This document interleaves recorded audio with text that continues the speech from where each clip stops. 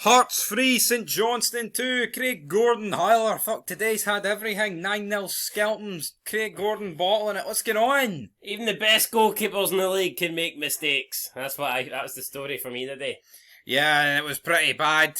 Talk his fruit, Craig Gordon, he doesn't make them very often, doesn't he? Not passing it straight to the big man. Opening 6 minutes, he's got the ball at his feet. Now, I've never said Craig Gordon's the best with the ball at his feet. When I say he's the best at shot stopping. For me, pull off miraculous saves that you don't expect the guy to make, which he is. But he's got the ball at his feet, not under a lot of pressure at all. He attempts to pick out a pass into the midfield, gets it horribly wrong, finds Carey, and the Carey player for St Johnstone just, with a nice technique, hits the shot for about 20 odd yards out. Craig Gordon can't get back into his goal in time, and that's it, 1-0 St Johnstone. Not a perfect start to a home game at Tynecastle, but regardless, it sucked, and it was Craig Gordon with a mistake, so... Definitely was. Rolls, whatever you pronounce that guy, has been a good signing for Hearts so far, in my opinion. He got his first goal, makes it 1 each, but he went off injured. And I think that's going to be a disaster, because that means you're going to be seeing more of Civic. Even though Civic didn't feature today, obviously get sent off against Celtic, but that's bad news. The big Civic is going to be featuring more for Hearts, isn't it? Surely? Yeah, Toby Civic, Jesus Christ. In my opinion, they already knew they were getting the 2.5 million from the Conference League, but why not? Come on, can Hearts not go out and spend a bit of money on a centre back? I think we need to. Leon Balogun. I'd take him.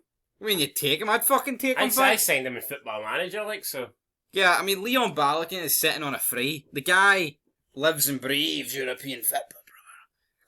I mean, I would even have took Scales on loan for Celtic. No, it's weird. Leon Balogun literally played most games for Rangers in that Europa League run.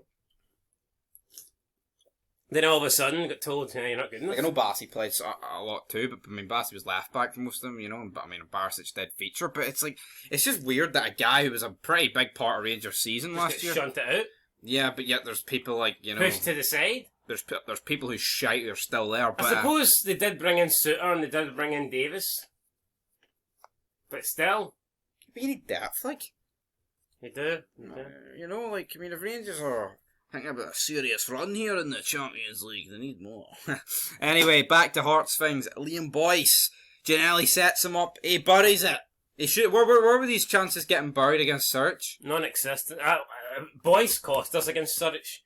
But he afforded it. Not George Grant, no. Oh, him as well. But we should have been 2-0 up before that even happened. 2-1 lead. Things are looking good. Second half, St Johnstone equalise again. Yep, Considine. Andy Considine, what a man. Aberdeen legend. Will he turn out to be a St Johnstone legend? I don't know, he's up there in age. Must be about 35 now, 36. Remember a few years ago he got that substitute appearance for Scotland? Oh, aye, big Andy. What the heck? Why is this guy ever getting picked for Scotland? Well, it was nice to see him get a cap. Was it? Not really. It was not against San Marino or something? Well, I'm sure Islands. I'm sure he enjoyed it. Probably proud I'm sure he did, but I didn't enjoy it, so but it is what it is. Hearts then brought on the big boys, Shankland, Mackay and Forrest. Why they weren't starting, to be honest, I don't really know. Pushed and pushed. You can say what you want, but that's 3 great players to be able to bring on.